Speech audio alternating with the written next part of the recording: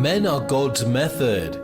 For everything God wants to do here on earth, He does it using available men. It is a natural law that to get, you must sow. The things of God goes beyond normal science, because in science, as you sow, you reap.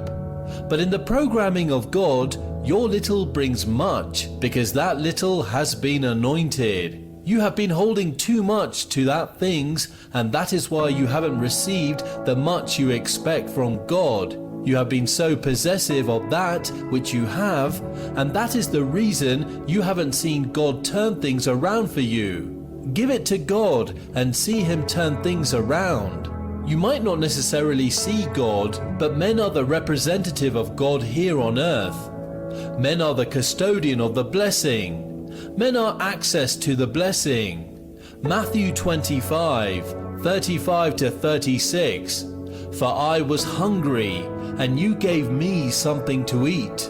I was thirsty, and you gave me something to drink. I was a stranger, and you invited me in. 36. I was naked, and you clothed me. I was sick, and you visited me with help and ministering care.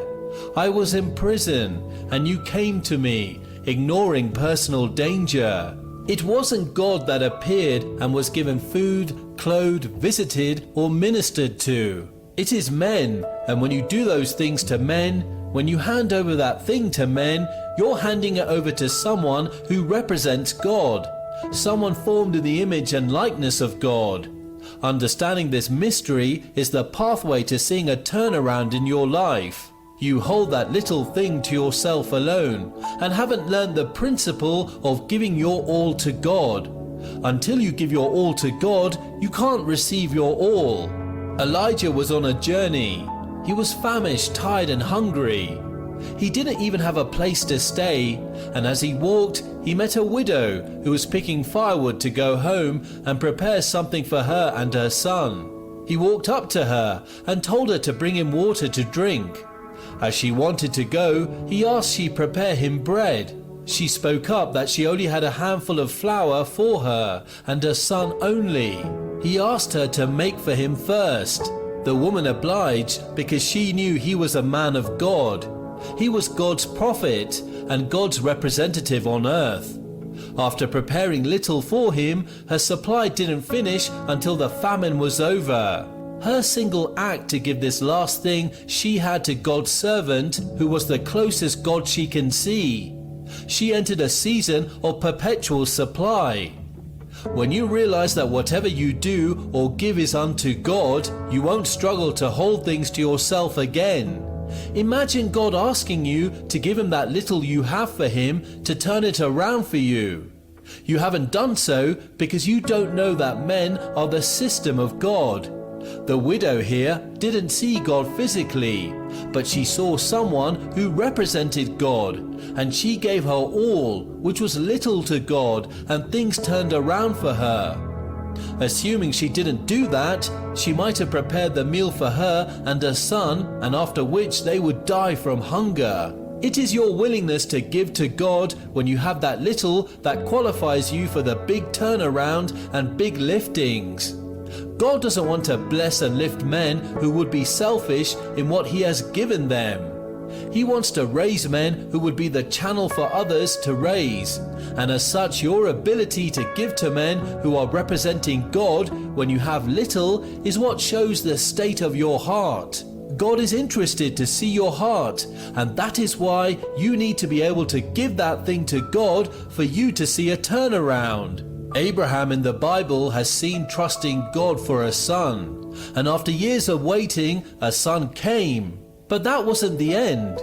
God asked him to sacrifice the son to him. Abraham, who knew that God can turn things around when you hand what you have to Him, didn't disobey. He went ahead and was about to offer that one and only child from his legitimate wife before God intervened and brought a ram for the sacrifice. But this made God bless him solemnly. Genesis 22:15-19. The angel of the Lord called to Abraham from heaven a second time. 16. And said, be myself on the basis of who I am. I have sworn an oath, declares the Lord, that since you have done this thing and have not withheld from me your son, your only son of promise. 17. Indeed, I will greatly bless you. I will greatly multiply your descendants like the stars of the heavens and like the sand on the seashore. And your seed shall possess the gate of their enemies as conquerors. 18. Through your seed all the nations of the earth shall be blessed, because you have heard and obeyed my voice. 19. So Abraham returned to his servants, and they got up and went with him to Beersheba, and Abraham settled in Beersheba. Can you be able to give your all and last with the hope, and believe that God would turn things around for you? This is also similar to the case and story of Hannah. Here is someone who has been barren, has been mocked and laughed at, but who understood the mystery behind giving God that small to receive big. She willingly fully gave her first son back to God, and the history and story of kingmakers in Israel will not be complete without mentioning her son, and she the mother of the great priest of God. People who have made history in the time of God practiced this. They handed over their all to God for Him to perfect a turnaround for them. Naturally, we sow that we can reap. We plant so that we can harvest, and most times what we get is in proportion to what we planted or sow. But in the method of God, what you sow might be little, but He would magnify your seed and produce a big harvest. It is good to sow whatever you know is small or little, and will not satisfy your need or desire to God. As you sow, as you give it to Him, you have opened the doorway for you to receive. You have opened the access for your turnaround to happen. The story of the boy in the Bible who had fish loaves of bread and 2 fishes wasn't continued, but I am sure he grew to be a wealthy man during his days. He was just with his little, and much was needed to feed the crowd. He understood the principle of presenting his little. When he gave his small to God, that small was able to feed 5,000 men, and there was leftover. If the boy was even told to pack as much as he can to go and sell, he already was blessed, because he only gave 5 loaves, and now there are 12 baskets. Instant turnaround. People talk about the wealth of King Solomon without mentioning what he offered to God at the dedication of the temple.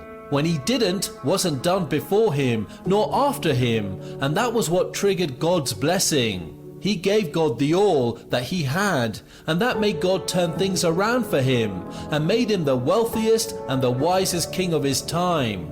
People came from various places to hear him speak. 2 Chronicles 7:5. King Solomon offered a sacrifice of 22,000 oxen and 120,000 sheep.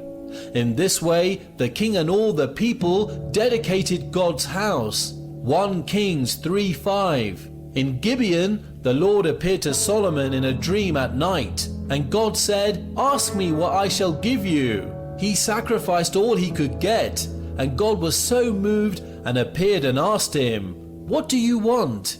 Can you be like King Solomon that can give that thing to him? You can't give to God that thing and not see a turnaround. You are holding too much onto that small thing you have because you don't know what God does. You have refused to make yourself a channel to bless men. You have refused to sow your seed for you to see abundance, and that is why you haven't seen a turnaround in your life. That is why you're still in that spot. That is why you haven't seen an increase. Take a step today and give that thing to God.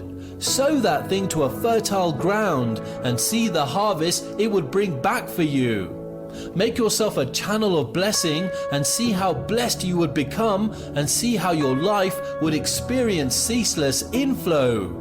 A filled or stagnant pipe can't accept fresh, new and clean water, but a pipe that is functional, always disposing of what it has for people, will never be dry or dirty with smelling water. It would receive clean and fresh water. This is how our life is. Give that thing to men who are God's system. who are God's representative, God's method, and see how your life takes a new dimension, and see the doors that would be open for you, and see the turnaround your life would experience.